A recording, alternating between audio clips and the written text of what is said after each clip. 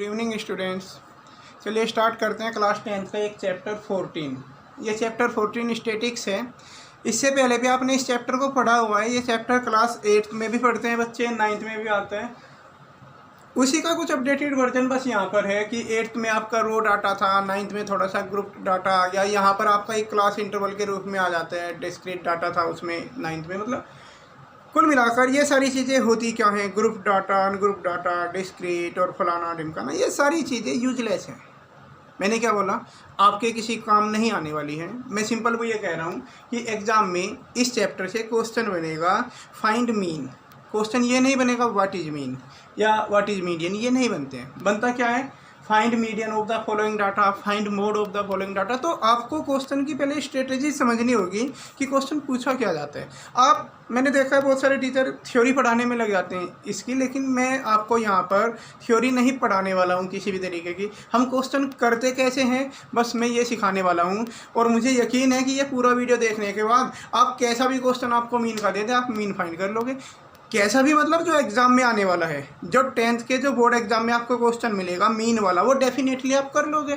तो mean find करना सीखते हैं हम यहाँ पर। वैसे ये आपने जो 9th क्लास में पढ़ा था वो मीन, मोड और मीडियन, तीन चीज़ें आपने वहाँ भी पढ़ी थी। यहाँ पर एक और नई टर्म आ जाती है ओगिव। तो इस पूरे चैप्टर में सिर्फ 4 एक्सरसाइज हैं।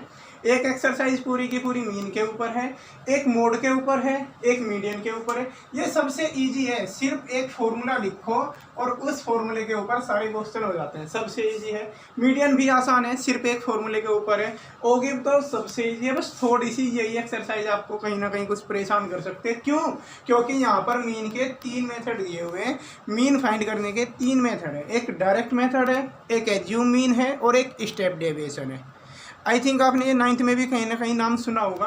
डायरेक्ट मेथड की अगर हम बात करें तो डायरेक्ट मेथड में एक्स बार का फॉर्मूला होता है। एक्स बार होता है मीन का सिंबॉलिक रिप्रेजेंटेशन, मीन को एक्स बार से रिप्रेजेंट किया जाता है। तो डायरेक्ट मेथड में एक्स बार का फॉर्मूला होता है sigma F i x i upon sigma F I. ये वाला फॉर्मूला तो आपने आज से पहले भी पढ़ रखा है। एज्यूम मीन वाले में एक्स बार के लिए फॉर्मूला स्लाइटली चेंज है, ज़्यादा तो फर्क नहीं है। बस ये होगा कि A bar plus sigma F I D I upon sigma F I. और स्टेप डेविएशन वाले में भी बिल्कुल सेम यही है, थोड़ा सा फर्क होगा बस। A bar plus sigma F I U I upon sigma F I multiply H. ये 3 मेथड हैं। और मैंने बोर्ड पर एक क्वेश्चन लिखा हुआ, बिल्कुल हल्का फुल्का सा पहले एक क्वेश्चन लिखा है। बस यकीन मानो कि अगर आपको हल्का क्वेश्चन समझ में आ जाता है तो भारी आप डेफिनेटली कर लोगे। भारी में क्या होगा, संख्याएं भारी भरकम हो जाएंगी, बड़ी बड़ी सी संख्याएं हो जाएंगी। ये जो डिजिट्स हैं ये तो छोटी मोटी ले रखी हैं, बड़ी होंगी तब भी काम तो वही होगा कि आपको अगर 2 और 4 की मल्टीप्लाई करानी आती है तो आप 39 और 46 की भी करा सकते हैं। मतलब कुल मिलाकर ये है कि अगर हमें छोटा काम आता है तो हम बड़ा कर लेंगे। खैर फिलहाल तो ये है, हम इस क्वेश्चन को तीनों मेथड से करके देखते हैं। और ध्यान रखना, मेथड कोई सा भी आप यूज़ करो आंसर आपका सेम आएगा। ऐसा नहीं है कि अलग मेथड यूज़ किया तो आंसर अलग आ गया। मतलब आप डायरेक्ट मेथड से करोगे तब भी आंसर उतना ही आएगा जितना एज्यूम मीन और स्टेप डेविएशन से आएगा। तो सबसे पहले तो आप नोटबुक लेके ये 3 फॉर्मूले नोट कर लें कि डायरेक्ट के लिए ये था, एज्यूम मीन का ये और स्टेप डेविएशन का ये मेथड था। अब मैं आपको सिखाता हूँ कि किसी भी क्वेश्चन में हम इन तीनों मेथड का अलग अलग यूज करके कैसे मीन फाइंड करते हैं। सबसे पहले डायरेक्ट मेथड से करते हैं। तो डायरेक्ट मेथड का फॉर्मूला लिखा हुआ है sigma F i x i upon sigma F I. अब सिग्मा का मतलब होता है समेशन, सम। सिग्मा मतलब ये जहाँ भी सिंबल आ जाए इसका मतलब होता है कि हमें सम करना है। किसका सम करना है? हमें एफ आई और एक्स आई की जो मल्टीप्लाई आएंगी उनका सम करना है। तो यहाँ पर अगर आप फॉर्मूले के अकॉर्डिंग चले तो आप देख सकते हो कि आपको पहले एफ आई और एक्स आई की मल्टीप्लाई करानी होगी। अब इसमें एफ आई तो ये है, एफ आई तो हमने इस कॉलम को बोला, जैसे एफ आई की वैल्यू 1, 2, 1 वगैरह, ये सारी वैल्यू एफ आई की। ये एक्स आई क्या है? तो एक्स आई आपको पहले जनरेट करना होगा। यहाँ पर एक्स आई को हम क्लास मार्क बोलते हैं। अगर मैं इसका नाम लिखूँ, एक्स आई को बोलते हैं हम क्लास मार्क। क्लास मार्क का फॉर्मूला मैंने लिख दिया। क्लास मार्क का फॉर्मूला है अपर limit plus lower limit upon 2। अब इस वाले को आप क्रॉस इंटरवल को देखिए, ये लोअर लिमिट कहलाती है, ये वाली अपर लिमिट, यानी लोअर लिमिट 0 अपर लिमिट 2, इसकी बात करें तो लोअर लिमिट 2 अपर लिमिट 4, इसमें लोअर लिमिट 4 अपर लिमिट 6। तो हर एक क्लास इंटरवल की एक लोअर लिमिट होगी, एक अपर लिमिट होगी। अगर हमें इस क्लास इंटरवल के लिए xi लिखना है तो आप फॉर्मूला देखो, अपर limit plus lower limit upon 2, यानी आप क्या करने वाले हो 2 प्लस 0 अपॉन 2 कर दोगे। 2 प्लस 0 अपॉन 2 करते ही आप लिख के देख लो 2 प्लस 0 अपॉन 2, 2 अपॉन 2 यानी कि 1 मिल जाएगा आपको, तो ये 1 हो जाएगा। इसी तरीके से नेक्स्ट पर आ जाओ, ये 2 और 4 है, दोनों को प्लस करोगे 2 और 4 6 और अपॉन 2 करोगे 6 अपॉन 2 यानी कि 3 हो जाएगा। फिर बिल्कुल सेम यही होना है, 4 और 6 दोनों को आप प्लस करोगे 10 अपॉन 2 किया हमने तो 5 मिल जाएगा। अब यहाँ पर 6 और 8 आप ऐड करोगे 14 मिलेगा, 14 अपॉन 2 करते ही 7 हो जाएगा। 8 और 10 को प्लस करने पर 18 अपॉन 2 करते ही आपको 9 मिलेगा। 10 और 12 22 हो जाएंगे, 22 अपॉन 2 होगा 11 और इसी तरीके से यहाँ से मिल जाएगा आपको 13। तो कुछ खासियत आपको वैसे भी देखने को मिली होगी कि इन सब में अगर हम गैप की बात करें, अगर यहाँ हम क्लास इंटरवल की बात करें कि इनमें गैप कितना है, मतलब अपर लिमिट में से लोअर लिमिट घटाने पर पता चल जाएगा आपको। इसमें 0 और 2 में 2 का गैप है, यहाँ भी 2 का है, यहाँ भी इन सब में देख सकते हो, सब पूरे इंटरवल में 2-2 का गैप है सब जगह। तो आप यहाँ भी 2-2 का गैप करते चले जाओगे। स्टार्टिंग का आपने देख लिया 1, फिर 1 + 2 3, 3 और 2 5, 5 और 2 7, इस तरीके से आपको मिल जाएंगे। उम्मीद है ये एक्साई समझ में आया होगा। एक्साई कैसे बनाए, बेसिक फॉर्मूला तो यही है, अपर limit plus lower limit upon 2, कि इन दोनों को ऐड करो, अपॉन 2 करते ही ये वैल्यू आपको मिलती रहेगी। ये आपने एक्साई बना दिया।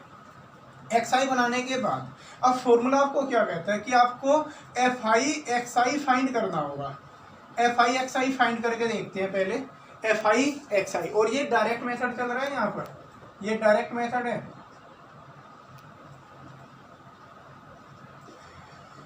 एफ आई और एक्स आई का मतलब है दोनों की मल्टीप्लाई करके कॉलम यहाँ पर आप तैयार कर दोगे। 1 × 1 1 हो जाएगा, 2 3 जा 6, 1 5 जा 5, इनकी मल्टीप्लाई कराते रहो आप। 7 5 जा 35, ये हो जाएगा 54, 22 एंड 39। ये आपको एफ आई एक्स आई मिला, लेकिन हमें एक्चुअल में चाहिए क्या, हमें चाहिए सिग्मा एफ आई एक्स आई। मतलब क्या हुआ इसका, सिग्मा जिसके पहले भी मिल गया, मतलब पूरे का सम करना है। तो ये जो एफ आई एक्स आई है ना, इस पूरे को आप ऐड कर दो। जैसे ही इस पूरे को आप ऐड करोगे ये कहलाएगा सिग्मा एफ आई एक्स आई। इस पूरे कॉलम को आप ऐड कर दो, सारी संख्याओं को जोड़ दो आप। तो हमने इस पूरे कॉलम को ऐड कर दिया, तो पूरे कॉलम को ऐड करने पर मिलेगा हमें 162। तो ये तो सिग्मा एफ आई एक्स आई मिल गया आपको। अब अपोन में लिखा हुआ है sigma F I. Sigma F I का मतलब है कि जो एफ आई वाला कॉलम है उस पूरे को ऐड कर देना है। तो आप एफ आई वाले कॉलम को सारी संख्याओं को आप ऐड कर दोगे, आपको 20 मिल जाएगा। तो ये तो सिग्मा एफ आई एक्स आई हुआ, ये सिग्मा एफ आई हुआ।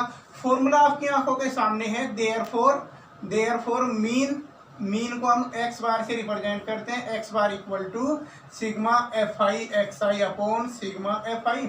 जैसे ही आप एफ आई एक्स आई को ऐड किया आपको मिला 162, अपॉन एफ आई वालों को ऐड किया तो 20 मिला, और इसको इससे डिवाइड करते ही 8.1 आपका आंसर आ जाएगा। बस पूरा प्रोसीजर एक बार और मैं रिपीट कर देता हूँ। क्या होगा कि हर क्वेश्चन में आपको क्लास इंटरवल प्रोवाइड होगा और एफ आई, इनका कोई इलाज नहीं है, ये क्वेश्चन में गिवन होता है। क्लास इंटरवल और एफ आई ये दोनों आपको क्वेश्चन में दे रखे होंगे। आप क्या करोगे, एक एक्स आई का कॉलम जनरेट करोगे सबसे पहले। आपको अगर डायरेक्ट मेथड से करना है तो आप सबसे पहले, चाहे मेथड कोई सा भी हो, एक्स आई तो जनरेट करना ही होगा। एक्स आई कैसे बनता है, एक्स आई के लिए मैंने यहाँ पर ये फॉर्मूला लिखा हुआ है, x i equal to upper limit, x i equal to upper limit plus lower limit upon 2। तो एक्स आई का ये फॉर्मूला आप यूज करोगे, अपर limit plus lower limit upon 2। मतलब इन दोनों को ऐड करोगे, अपॉन 2 कर दोगे। दोनों को ऐड किया, अपॉन 2 करके 1 मिला। यहाँ दोनों को ऐड किया, अपॉन 2 करते ही इस तरीके से सारी वैल्यू आपको मिलती चली जाएंगी। ये आप एक्स आई तैयार कर लोगे। स्टेप समझते रहना। ये दो कॉलम आपको क्वेश्चन में गिवन है, ये कॉलम मैंने बता दिया। ये कॉलम कैसे आएगा, इन दोनों को ऐड करके अपॉन 2 करते रहोगे, ये पूरा कॉलम आपको मिल जाएगा। उसके बाद आपको तीसरा कॉलम बनाना है। दो तो एग्जाम ने दे रखे हैं आपको, एक आपने ये बनाया, इसे कैसे बनाओगे आप, एफ आई एक्स आई दोनों की मल्टीप्लाई से, एफ आई और एक्स आई दोनों की मल्टीप्लाई करा के नंबर लिख दोगे। उसके बाद आप इन सबको ऐड कर दोगे, फिर एफ आई वालों को ऐड कर दोगे, और इसके अपोन में ये रखते ही एक्स बार आ जाएगा। एक्स बार का फॉर्मूला यही है, ठीक है। यानी एफ आई एक्स आई का जो कॉलम बनाया उसे ऐड करो, उसके अपोन में एफ आई वाले कॉलम इनको ऐड करो। किस किस को ऐड करना है आपको, एफ आई वाले कॉलम को और एफ आई एक्स आई वाले को। एफ आई एक्स आई का जो सम आया उसके अपोन में एफ आई का सम रख दोगे। ऐसा करते ही आपको एक्स बार पता चल जाएगा। यही एक्स बार का फॉर्मूला होता है, sigma F i x i upon sigma F I. तो उम्मीद है ये डायरेक्ट मेथड समझ में आया होगा। अभी देखते हैं नेक्स्ट मेथड, स्टेप डेविएशन, इसी सेम क्वेश्चन में। अब स्टेप डेविएशन बिल्कुल सेम इसी क्वेश्चन से करने के लिए स्टेप डेविएशन मेथड से क्या होता है, फॉर्मूला ये लिखा हुआ है A bar plus sigma F I D I upon sigma F I. अब इसमें आपको दो टर्म नहीं दिखाई दे रही होंगी, दो, एक तो ए बार और एक ये डी आई। तो इनको समझ लेते हैं। ये ए बार क्या होता है, इस ए बार को हम एज्यूम मीन बोलते हैं, एज्यूम मीन। इस ए बार को एज्यूम मीन बोलते हैं। अब ये आएगा कहाँ से, ये क्या होता है, ये जो आपने एक्स आई का कॉलम, ये हर मेथड में बनेगा, चाहे कोई सा भी मेथड हो, डायरेक्ट हो, स्टेप डेविएशन हो, या आपका सॉरी ये एज्यूम मीन मेथड है, स्टेप डेविएशन नहीं है ये वाला मेथड, एज्यूम मीन मेथड है। आपका डायरेक्ट मेथड हो या एज्यूम मीन मेथड हो या स्टेप डेविएशन हो, तीनों मेथड में एक्स आई तो बनेगा ही। अब जो आपने एक्स आई बना रखा है, इसके बीच की कोई भी एक वैल्यू आप अपनी मर्जी से इसमें बीच की किसी भी एक वैल्यू को ए बार लेट कर लो।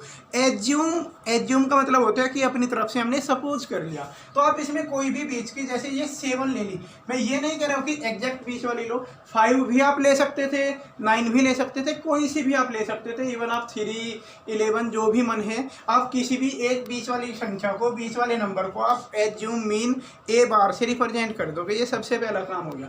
ये दो कॉलम आपको दे रखे हैं, एक्स आई का तरीका वही है, अपर limit plus lower limit upon 2। उसके बाद जब एक्स आई का कॉलम तैयार हो जाए तो आप बीच वाले किसी भी एक नंबर को ए बार मान लो, किसी भी एक को। और फिर यहाँ पर अब ये डी आई क्या है, ये डी आई, तो ये डी आई क्या है, ये डी आई है एक्चुअली एक्स आई माइनस ए बार। लिख दिया मैंने, डी आई क्या है, एक्स आई माइनस ए बार। तो इसका मतलब समझते हैं हम, एक्स आई माइनस ए बार का मतलब क्या है, एक्स आई तो इस कॉलम को हमने बोला, ए बार हमने यहाँ पर लेट किया 7, ए बार हमने 7 को लेट किया है। तो इन सब में से एक्स आई माइनस ए बार का मतलब है सब में से आप 7 को माइनस करते चले जाओ। 1 में से आप 7 को माइनस करोगे, 1 माइनस 7 होगा -6, 3 माइनस 7 होगा -4, 5 माइनस 7 हो जाएगा -2, 7 माइनस 7 0, 9 माइनस 7 करोगे तो 2 मिलेगा, 11 माइनस 7 करते ही 4, और 13 माइनस 7 होगा 6। इस तरीके से जो डी आई वाला कॉलम हमने तैयार किया है, इसमें कुछ वैल्यू प्लस मिलेंगी आपको, कुछ वैल्यू माइनस मिलेगी, मिक्सअप हो जाएगा। इसमें कुछ पॉजिटिव नंबर आएंगे, कुछ नेगेटिव, कुछ ऊपर के नेगेटिव हैं, नीचे के पॉजिटिव हैं, देख सकते हैं आप। ओके, जरूरी नहीं है सबका सम 0 आए, यहाँ बाई चांस यहाँ सबका सम 0 आ रहा है, लेकिन जरूरी नहीं होता है। आप ए बार 5 को लेट कर लेते तो ये कुछ हो रहा था। ओके, डी आई का कॉलम कैसे किया हमने कि इन सब में से 7 माइनस कर करके लिख दिया, क्योंकि इस 7 को हमने एज्यूम कर लिया था मीन, कि ये एज्यूम मीन होगा। तो डी आई होता है एक्स आई माइनस ए बार।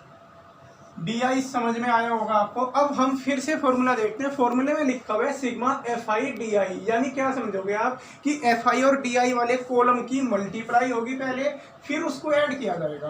तो हम एफ आई और डी आई की मल्टीप्लाई करके लिखते हैं। एफ आई वाला कॉलम ये दिख रहा है आपको, डी आई ये है, मतलब ध्यान देना, इस कॉलम की और इसकी मल्टीप्लाई करनी है आपको।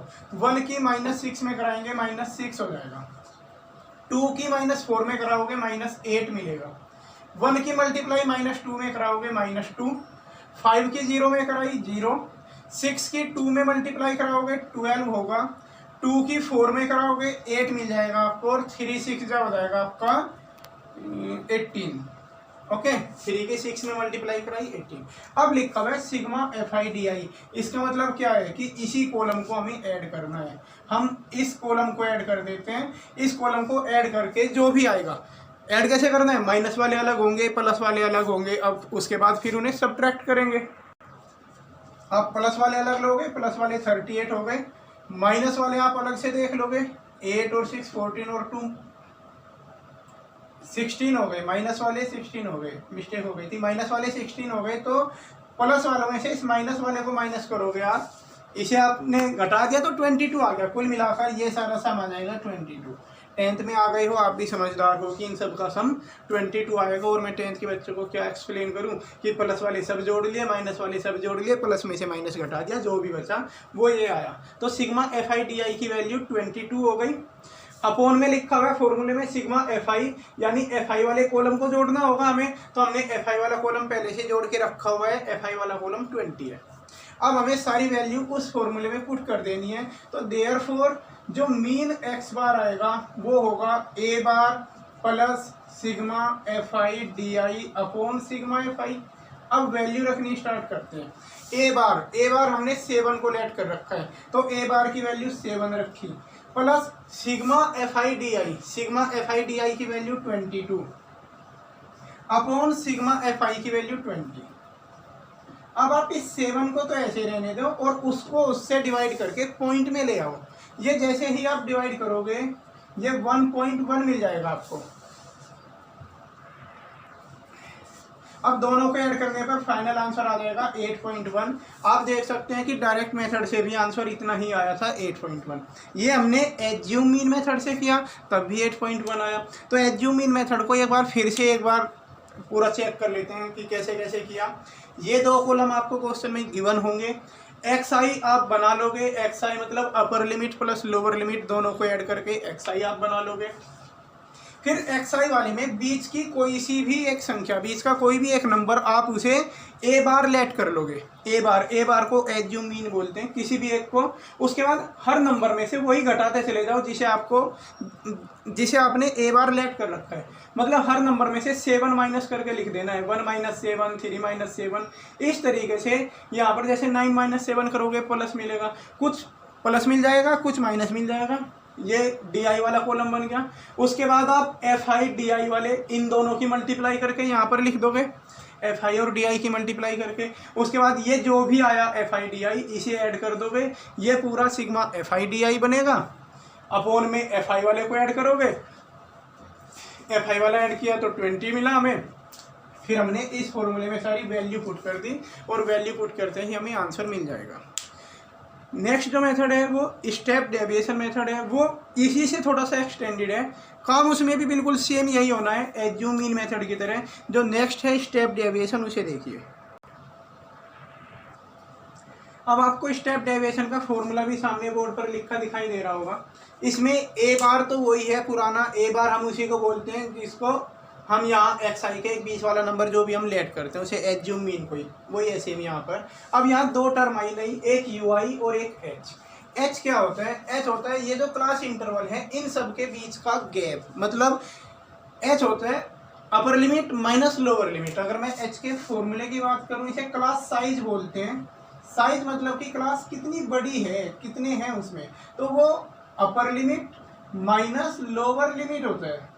Upper limit minus lower limit, यानी कि 2 - 0 कितना आया 2, 4 - 2 करोगे 2। तो यहाँ पर जो h होगा ना वो सब में सेम रहना चाहिए। अगर सेम नहीं रहेगा तो स्टेप डेविएशन मेथड काम नहीं करता। आई रिपीट कि हर एक कॉलम के लिए क्लास साइज सेम रहना चाहिए, मतलब h की वैल्यू सेम रहनी चाहिए, तभी स्टेप डेविएशन काम करेगा। तो इन सब में किसी को भी देखो आप 10 - 8 कितना मिलेगा आपको 2 मिल जाएगा। तो इन सब के लिए h की वैल्यू 2 है।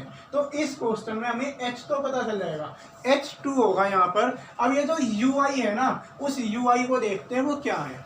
देखो इसमें यहाँ तक तो सेम रहेगा, ये दो दे रखे हैं, एक्स आई बनाओगे, बीच वाली एक संख्या को ए बार लेट करके आप डी आई बना लोगे, बिल्कुल सेम यही काम। बस ये मैं हटा देता हूँ, ये नहीं होगा, इसके बाद थोड़ा सा एक्स्ट्रा है। इसके बाद एक यू आई का कॉलम बनेगा, इस डी आई के बाद यू आई का। और ये यू आई क्या है? यू आई होता है D I upon H. H जो हमने अभी फाइंड किया, एच 2 था यहाँ पर, तो हम डी आई वालों को सबको 2 से डिवाइड करके लिखेंगे। मतलब यहाँ जितनी भी ये नंबर आए हुए हैं इन सबको 2 से डिवाइड करके आप लिखो। -6 को 2 से डिवाइड करोगे -3 आ जाएगा, -4 को 2 से डिवाइड करोगे -2। इस तरीके से आप ये सब लिखते चले जाओगे। अब आप यू आई का कॉलम जनरेट कर लेंगे, सबको 2 से डिवाइड करके। डी आई वालों को 2 से डिवाइड किया, क्यों? क्योंकि एच की वैल्यू 2 थी। उसके बाद आप फॉर्मूला को देखिए, ए बार की वैल्यू आप 7 रख दोगे plus sigma F I U I. तो यू आई वाला कॉलम तो ये बना हुआ है, आपको एफ आई यू आई का बनाना होगा। तो आप क्या करोगे, एफ आई और यू आई की मल्टीप्लाई करा दोगे। बस इसमें मीन वाले में यही थोड़ा सा है, बच्चों को याद रखना होता है किस किस कॉलम की मल्टीप्लाई करानी है। तो एफ आई वाले की मल्टीप्लाई यू आई वाले कॉलम के साथ करा के लिखेंगे आप। 1 की -3 में कराएंगे -3 हो जाएगा, 2 की -2 में कराएंगे -4। इस कॉलम एफ आई की इस यू आई के साथ कराएंगे। तो जैसे ही मल्टीप्लाई करा के आप लिखेंगे आपको ये सारा मिल जाएगा। अब इसको पूरे को ऐड कर देना है, प्लस वाले अलग ले लो, प्लस वाले 19 हो गए, माइनस वाले 8 हो गए। जैसे ही आप ऐड करोगे कुल मिलाकर सब्ट्रैक्ट हो जाएगा, 11 बचेगा। तो सिग्मा एफ आई यू आई की वैल्यू 11 हो जाएगी आपकी। सिग्मा एफ आई यू आई आ गया आपके पास, सिग्मा एफ आई लिखा हुआ है। तो फॉर्मूले में सब वैल्यू आप रख दीजिए।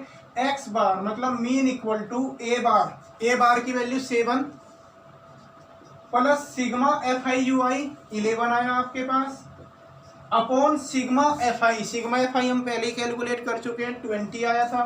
सिग्मा एफ आई की जगह 20 और मल्टीप्लाई एच लिखना है आपको। एच की वैल्यू 2 है, 2 से आप इस 20 को कट कर देंगे, 10 मिल जाएगा।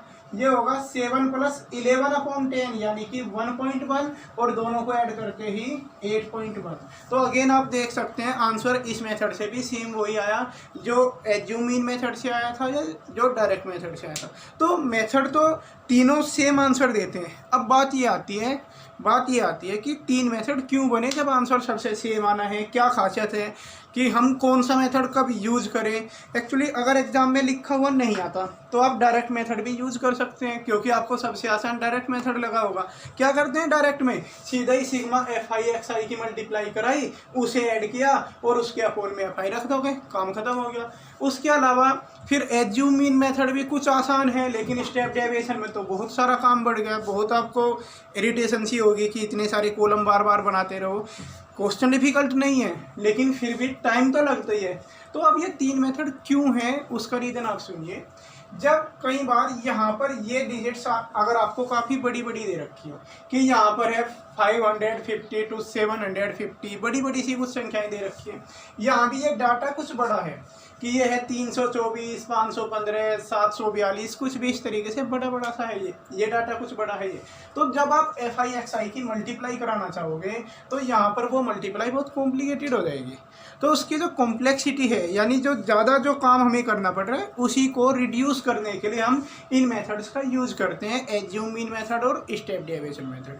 तो एज्यूम मीन कहाँ पर यूज होगा, जहाँ पर ये डाटा कुछ ज़्यादा हैवी हो, मल्टीप्लाई करने में आपको डिफ़िकल्टी हो रही हो बड़ी सी संख्याओं की, कि जैसे आपको 6 और 5 की करनी है तो आप फटाक से कर दोगे, लेकिन यहाँ पर ऐसा आ जाए मल्टीप्लाई 257 तो शायद आप ना कर पाएँ इतनी जल्दी, ठीक है ना, टाइम लगेगा। तो उस चीज़ में फिर ये आपके हेल्प करेंगे एज्यूम मीन मेथड और step deviation. Generally assume mean he use करते हैं, स्टेप डेविएशन तो वहाँ पर यूज़फुल है जहाँ ये सारा डाटा सेम हो। इनके बीच में अगर गैप सेम हुआ सबके बीच में तो स्टेप डेविएशन काम करेगा। अगर यहाँ अलग अलग हो गया कि 1 0 से 2 है, फिर 2 से 4 है, फिर आपका 4 to 9 हो जाए, 9 to 12 हो जाए, अलग अलग डाटा हो जाए, ये सारा गैप इनका अलग अलग हो जाए तो फिर स्टेप डेविएशन काम नहीं करता। तो इसमें तो मुझे इन तीनों मेथड को एक्सप्लेन करना था। नेक्स्ट जो है वीडियो उसमें एक्सरसाइज 14.1 के क्वेश्चंस को हम डिस्कस करेंगे। फिलहाल तुम चाहो तो ये क्वेश्चन कर सकते हो। इस एक्सरसाइज 14.1 के जो क्वेश्चन बिल्कुल डायरेक्ट हैं वो तो मैंने यहाँ पर लिख दिए, जो इस वीडियो को देखने के बाद हो जाएंगे अगर आपको ये सारी चीज़ें समझ में आई। ठीक है, क्वेश्चन नंबर 1 2 4 6 7 8 और 9। लेकिन यहाँ पर क्वेश्चन नंबर 3 और 5 मैंने नहीं लिखे क्योंकि वो थोड़े अलग टाइप के, उनमें एक काम हमें और एक्स्ट्रा करना होगा। क्वेश्चन नंबर 3 में तो कुछ एफ़ की वैल्यू कैलकुलेट की है, मतलब मीन पहले से ही दे रखे हैं और एफ़ हमें निकालना है, वो भी मैं नेक्स्ट वीडियो में करूँगा। और 5 में कुछ इंक्लूसिव एक्सक्लूसिव फॉर्म अगर आपने कुछ पढ़ी हो 9th में तो उनसे रिलेटेड है कुछ थोड़ा सा, उसे नेक्स्ट वीडियो में डिस्कस करेंगे। फिलहाल इतना ही। वीडियो देखने के लिए थैंक यू, और जैसा भी हो मुझे रिस्पॉन्ड करना। अगर कोई बात ना समझ में आए तो कमेंट बॉक्स में लिख सकते हैं।